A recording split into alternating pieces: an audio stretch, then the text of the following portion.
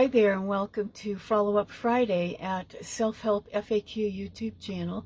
I'm Barb, your host, and today I have some kind of a fun video to talk about what we can learn from Kenny Rogers, the gambler.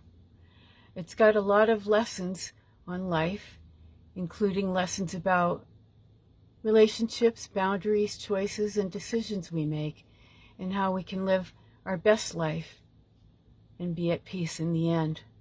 Let's get to it. So yes, in the song The Gambler, when Kenny Rogers says, you got to know when to hold 'em, know when to fold 'em, know when to walk away, and know when to run, it really is a great metaphor for our relationships in life. Who comes into our life, how they treat us, and how we react, and what we'll do when they treat us certain ways. So I was in passing talking with someone on social media when this came up. This exact phrase came up, and I wanted to look into it. It had been years and years since I'd heard that song, and that's exactly what it reminded me of. So I went back over the song, looked at the lyrics, and can clearly see it's about life and our choices, and how we're going to live our life, and how we react to how people are treating us. And so in my past videos, I've been talking about personal freedom, how to create your personal freedom, and boundaries being a part of that. And so I was thinking about both of these things as I was studying the lyrics. And here's what I came up with. So I see the hold 'em part as you basically stay with the person, you stay firm on your boundaries, and don't let them step on your boundaries. This is what it's supposed to be. And folding them is about disengaging from the current interaction or situation without cutting that person out completely from your life. That's what that's supposed to mean. And then walking away, obviously, is ending the relationship or removing yourself from that person's life entirely. But because of our backgrounds, maybe how we've grown up, and things that have happened to us in interactions that we've had, those definitions can change. And that is pretty specific to my own life. In my own life, I was brought up in a family where I was basically to be seen and not really heard. People in my life, whether it was parents or bosses, maybe even teachers, would step on my boundaries. And so I felt like I couldn't really say anything to stand up for myself because they were all authority figures. And so as I grew up, I became very timid, and I was kind of afraid. And I didn't even know what boundaries were. Can you believe it? I didn't really know what boundaries were until I was approaching, say, 40. That's a pretty long time to go without really understanding what boundaries are. You would think that it would be taught at home or in school, but I haven't gotten any instruction at home or in school or even in college. I even took classes in psychology, at least one class in psychology, and the topic of boundaries never even came up. So as I grew up and went through relationships, the only thing I could think of to have a happy relationship was I needed to be quiet, I needed to just go along to get along, and make the best of my appearance. Those are the only things that I had to go by for relationships.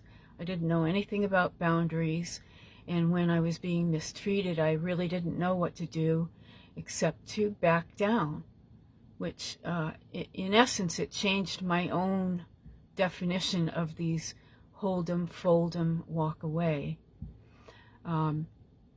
Pretty much I would hold 'em and do nothing else.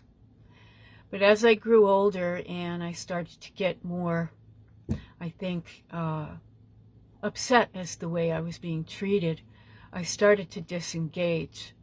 But I didn't know how to walk away. It was just too hard. I didn't want to face being alone. These are the types of things that would go through my head. So it was very hard for me to work with boundaries, have good relationships without myself not having my own feelings be important in the relationship.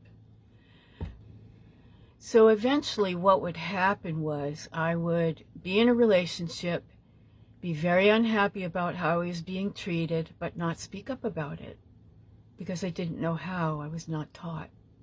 And so my version of fold them would be to disengage and to actually go out and seek another partner and then walk away without any explanation. And I have one ex-boyfriend to this day that I know that hates me because I did that. I found somebody else and I walked away, no explanation. And what happened in that relationship was that something was happening that had happened when I was in my family.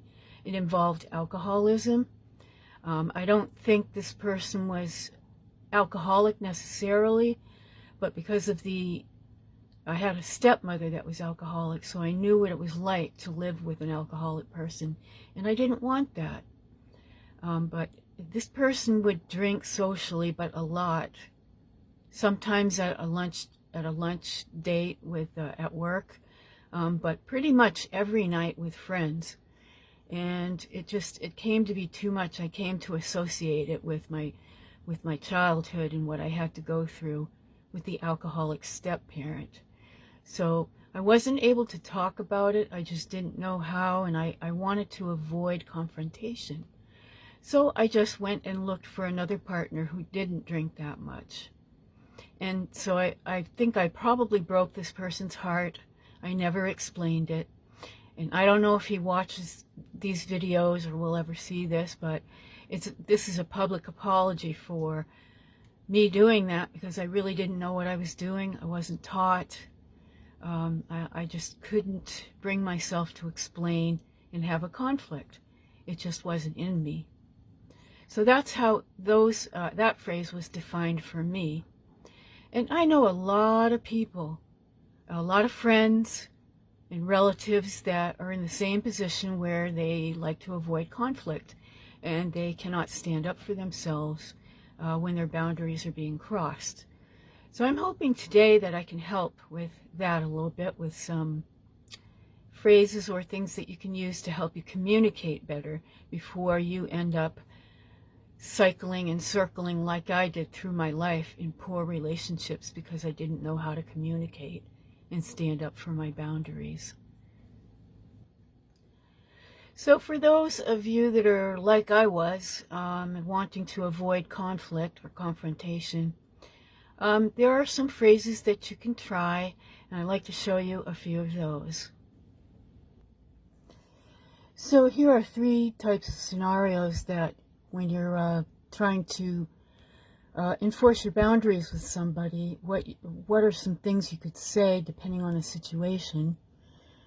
So on the first one, it's for a time when a person you're dealing with might genuinely not realize they've crossed a line. So it can be something like, hey, just so you know, when thus and such happened, it didn't sit well with me. I'd appreciate it if something else would happen instead. For example, when you borrowed my charger without asking, didn't sit well with me. I'd appreciate it if you ask first next time. And even here in our house, we've had that kind of a problem with a roommate. So the second one, when you want to keep it light but still make your boundary clear, you can say something like, I'm not comfortable with thus and such a behavior. Let's do this other thing. And so the example is, I'm not comfortable discussing my finances. Let's stick to other topics. And in my past relationship, I was actually asked that before they had any right to know about that.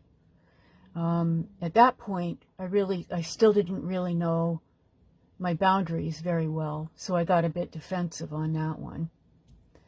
But this would be a better way to handle it.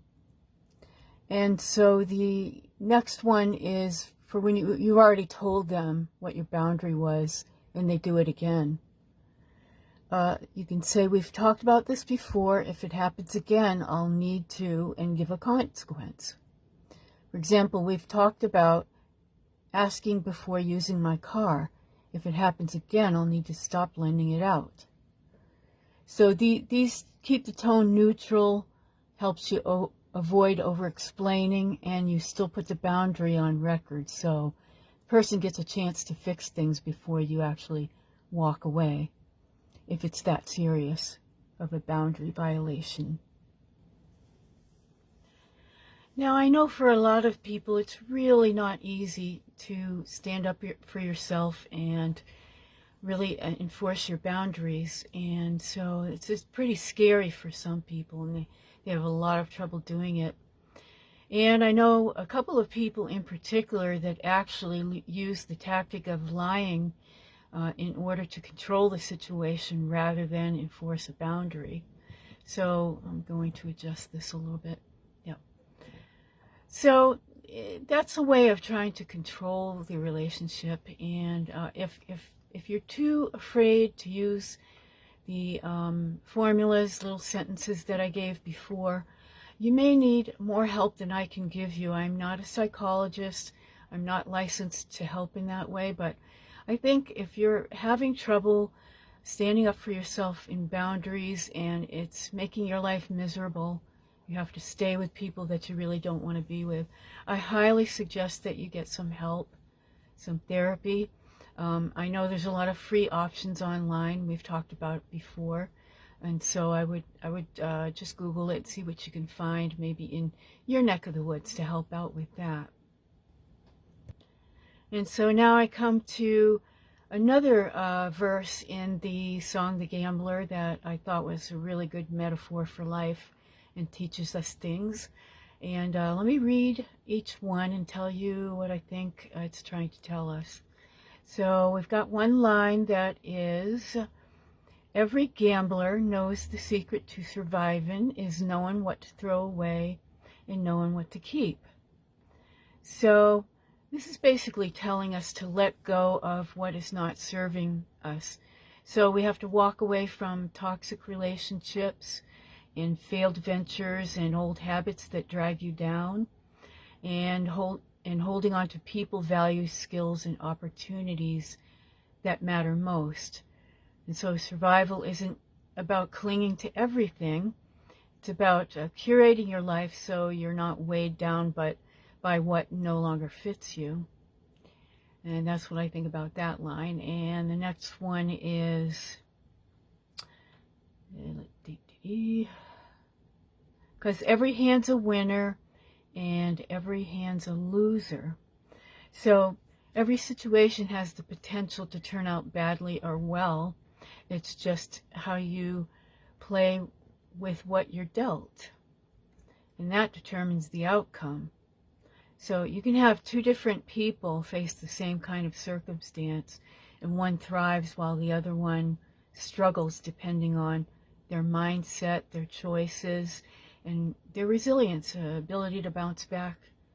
And it's saying basically that you can work with any starting point, but you can also ruin a good thing if you handle it poorly. And that's why we've been talking a lot about, how to get your personal freedom, how to make the right choice, how to stand up for yourself in the past months, things that we've been talking about. And the last line, I may have to change part of the wording because of rules and social media now. And so the best thing you can hope for is to unalive yourself in your sleep. So I had to change one of those words. So it's sort of a reminder that nobody gets out alive. So while we're here, we should make the most of our time. And so when it talks about unaliving yourself in your sleep, it's about having a peaceful ending. That's a great way to go rather than suffering. So that's about saying that if you have a life well lived without letting yourself suffer because you won't stick up for yourself, and you allow yourself to be around people that are toxic and things like that. You can, if you work hard on your self-improvement and take care of yourself, you can have a very good, healthy, happy life, and with a peaceful ending. And I'm not talking about physical ailments or disabilities right now. I'm just talking about being with the right people, being in an occupation that makes you happy, taking part in with groups of people that make you happy, surrounding yourself with people that make you happy, and getting rid of everything that's toxic. And I've been doing that in my life too. So I'm a lot happier from having done that. And you have to accept your mortality without fear, and just focus on living meaningfully while you're here, instead of obsessing over the bad stuff, or even how or when it'll all end. Just as long as you've done something meaningful to your life, you've spent your life maybe giving back to society and helping others who are less fortunate than you. Those are some good things to shoot for. I think this song as a whole is great advice for living your life well, a well-lived, meaningful life. So while the song is a poker song, I think it's also a life song. And if I was to rewrite it, which I tried doing in my journaling, I'd probably say that, I'm going to read it right from my notes, that the art of living is knowing what to release and what to hold close. Every path can lead to triumph or regret. It's how you walk it that decides. And the greatest gift is to reach the end of the journey with peace in your heart and rest as gently as you lived. This is a great song. I hope you'll take it to heart and try to live your life with that advice, what it has to say. Thanks a lot for tuning in to Follow Up Friday at Self-Help FAQ, the YouTube channel, and I hope to see you again next time. Thanks, and have a great rest of your day.